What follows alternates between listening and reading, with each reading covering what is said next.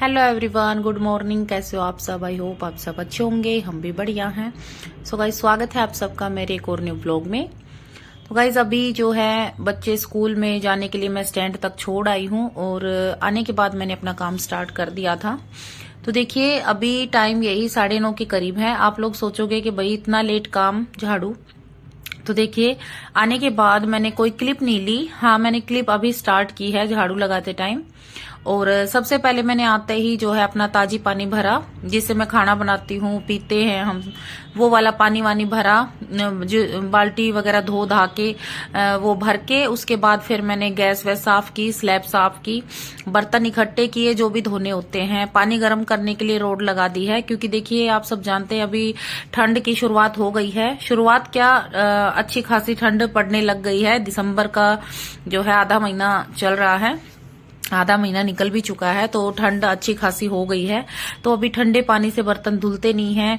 और खास तौर पे जब बच्चे स्कूल जाते हैं तो चिकनाई वगैरह के बर्तन हो ही जाते हैं।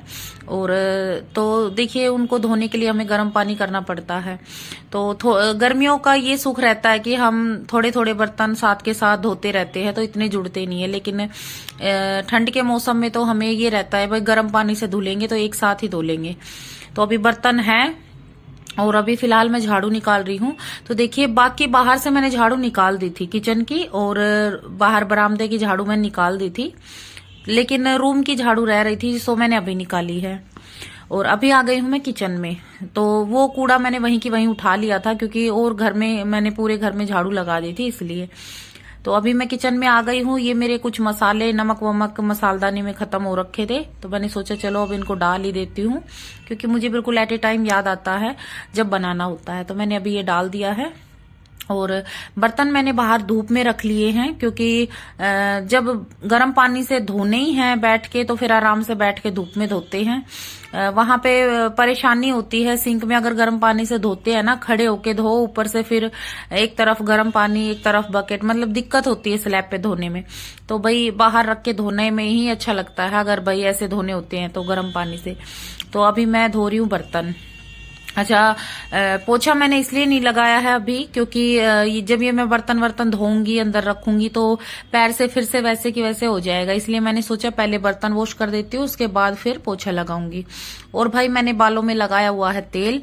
आज मेरे बाल धोने का दिन है। तो मैंने आप सबको बताया भी है, कुछ बहनों ने पूछा था कि भाई आप बाद में भी तेल लगाते हो क्या, बाल धोने के बाद भी लगाते हो कि पहले? तो मैंने वैसे तो कमेंट बॉक्स में जवाब दे दिया था, लेकिन फिर भी मैं बता देती हूँ कि नहीं बहन, मैं बाद में नहीं डालती बालों में तेल, पहले ही डालती हूँ। चाहे मैं रात को डाल के सोऊं, चाहे 3-4 घंटे में ऐसे ही डाल लूं। तो मैं क्या नाम है, बस बाल धोने से पहले ही तेल लगाती हूँ, उसके बाद नहीं लगाती। तो अभी मेरे बर्तन बस धुलने जा रहे हैं। तो गाइज, मैंने सोचा तो ये था कि सारा काम निपटाने के बाद नहाऊंगी, बाल धोऊंगी, लेकिन आज दिक्कत क्या हो रही है कि यहाँ पे पास में ही एक ट्रांसफार्मर, मतलब टंकी, बिजली की टंकी नहीं रख रहे हैं, तो उसकी वजह से लाइट कट है। लाइट कट की वजह से मुझे इतनी प्रॉब्लम हो रही है कि मैंने ज्यादा ब्लॉग की क्लिप नहीं निकाली, बस थोड़ी बहुत ब्लॉग की क्लिप निकाल पा रही हूँ बीच बीच में से, क्योंकि देखिए ये ज्यादा चार्ज नहीं है। और ब्लॉग निकालते टाइम भी भाई फोन चाहिए, फिर उसमें एडिटिंग में भी फोन चाहिए, तो इसके लिए मैं थोड़ी थोड़ी क्लिप निकाल रही हूँ, क्योंकि फिर मुझे एडिट भी करना पड़ेगा, तो उसके लिए भी मुझे बैटरी चाहिए होगी। ऊपर से लाइव आना पड़ता है, उसके लिए भी बैटरी चाहिए होगी। तो वैसे यहाँ की लाइट कभी जाती नहीं है, लेकिन ये जो मैंने बताया ट्रांसफार्मर जो है, तो ये इसकी वजह से लाइट जा रही है आज। तो पानी भी देखती हूँ, शायद मुझे थोड़ा बहुत गैस पे करके बाल बाल धोने पड़े। तो अभी मैंने जो है पोछे की बाल्टी भी धो दी थी और डस्टबिन भी धो दिया था साथ में लगे हाथ, और अभी मैं लगा रही हूँ पोछा। तो देखिए, ठंड आती है, सीधी घर में ठंड आती है, लेकिन ये भी है कि भाई धूप का भी सुख है। उगता ही धूप आ जाती है और बहुत अच्छी लगती है। आप सब देख रहे हैं कितनी अच्छे से धूप आई है।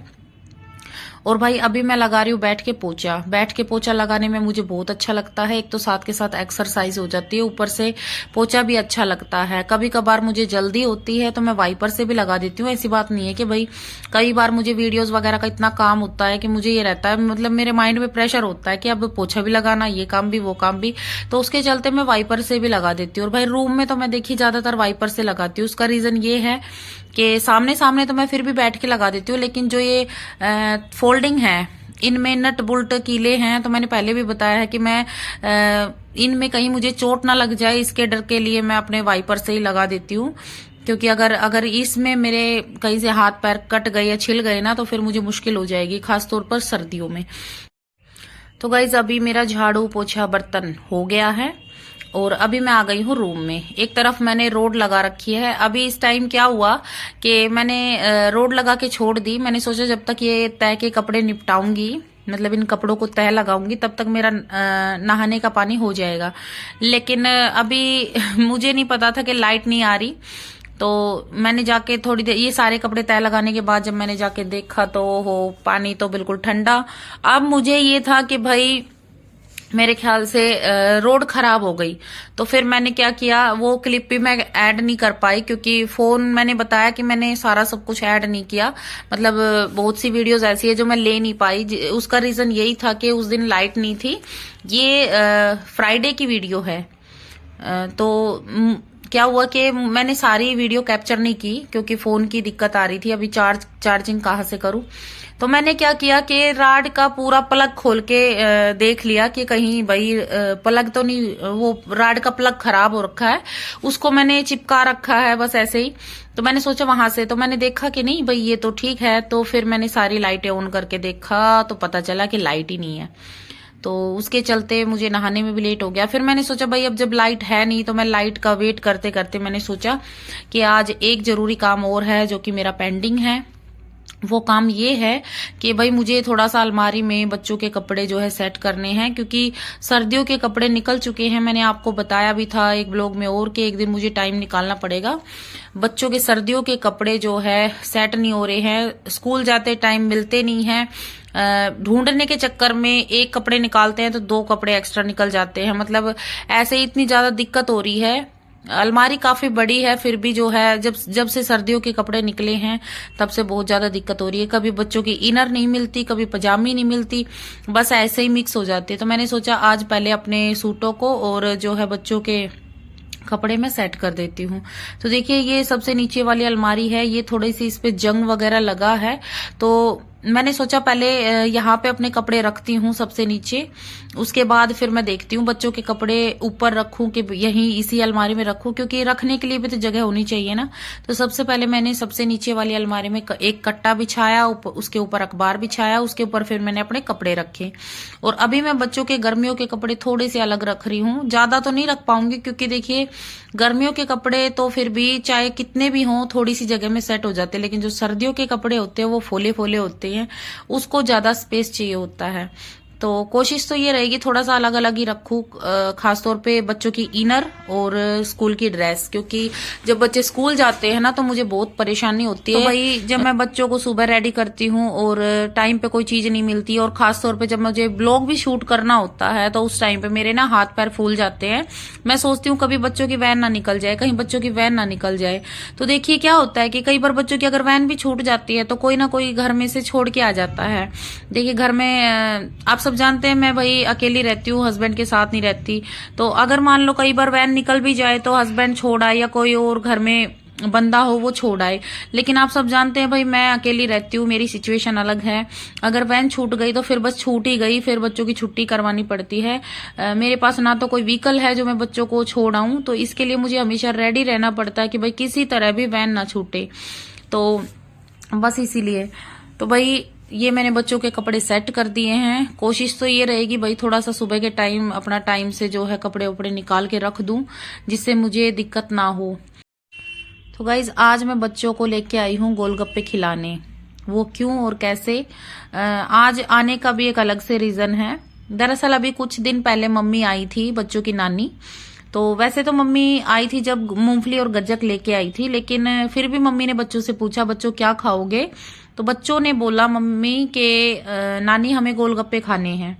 तो मम्मी ने बोला भाई खिला के लेके आओ इनको। तो मैंने बोला मम्मी देखो यहाँ पे आस पास तो एक ही स्टॉल है और यहाँ पे मैं इनको खिलाऊंगी नहीं, क्योंकि जो स्टॉल है वहां पे साइड में ही कूड़ादान है, वहां पे सब लोग कूड़ा कचरा डालते हैं और वहां पे मक्खियां भी भिनकती है, मतलब गंदगी बहुत ज्यादा है। तो मैंने बोला मैं इनको यहाँ नहीं खिलाऊंगी, मैं इनको कहीं साफ सुथरी जगह खिला के लाऊंगी।